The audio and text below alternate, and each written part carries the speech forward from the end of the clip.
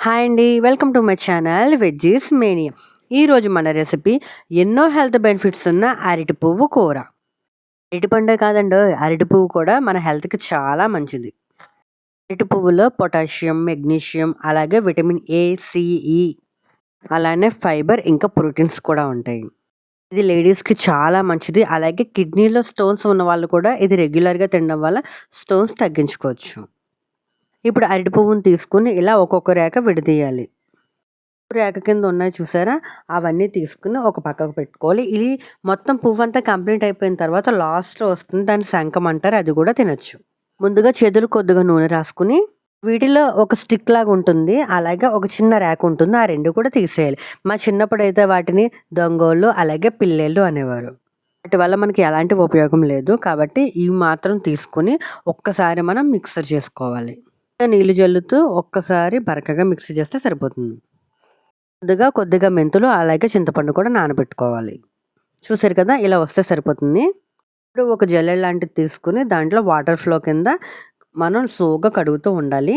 ఇప్పుడు బ్లాక్ కలర్లో ఉంటుందన్నమాట. ఆ కలర్ అంతా పోయి కొద్దిగా మనకి నీట్గా వైట్ కలర్లోకి వచ్చేదాకా కూడా వాటర్తో కడిగి పక్కన పెట్టుకోవాలి. ఇప్పుడు ఒక మూకుడు తీసుకుని దాంట్లో కొద్దిగా ఆయిల్ వేడి చేసుకున్న తర్వాత కొద్దిగా పచ్చిశనగపప్పు, మినపప్పు, ఆవాలు అలానే కొద్దిగా జీలకర్ర కూడా వేసుకొని బాగా వేయించుకోవాలి. దీంట్లోకి పోపులైతే ఎక్కువ వేసుకుంటే మనకి టేస్ట్ చాలా బాగుంటుందండి.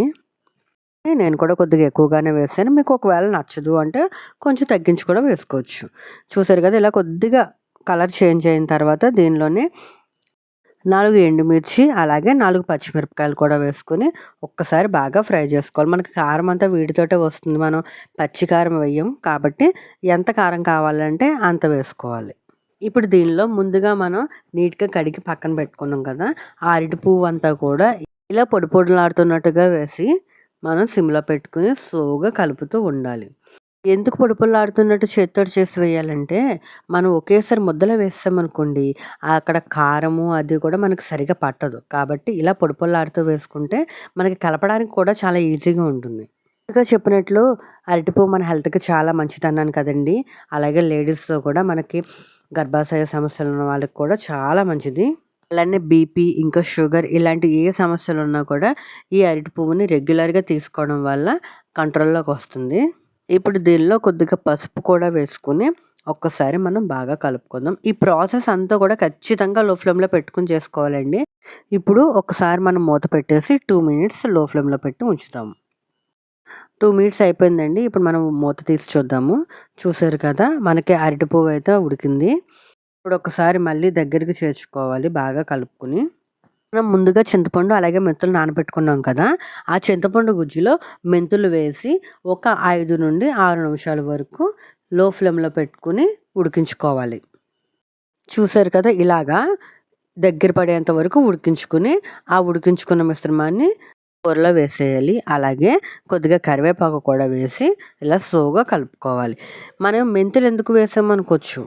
అరటి పువ్వు విపరీతమైన వేడి. అందుకని మనం మెంతులు చలవ చేస్తాయి కాబట్టి కూడా చేదు లేకుండా ఉండడం కోసం చింతపండు గుజ్జులో మనం ముందుగా నానబెట్టుకుని తర్వాత ఉడకబెట్టుకుని అప్పుడు ఇందులో వేస్తున్నాం.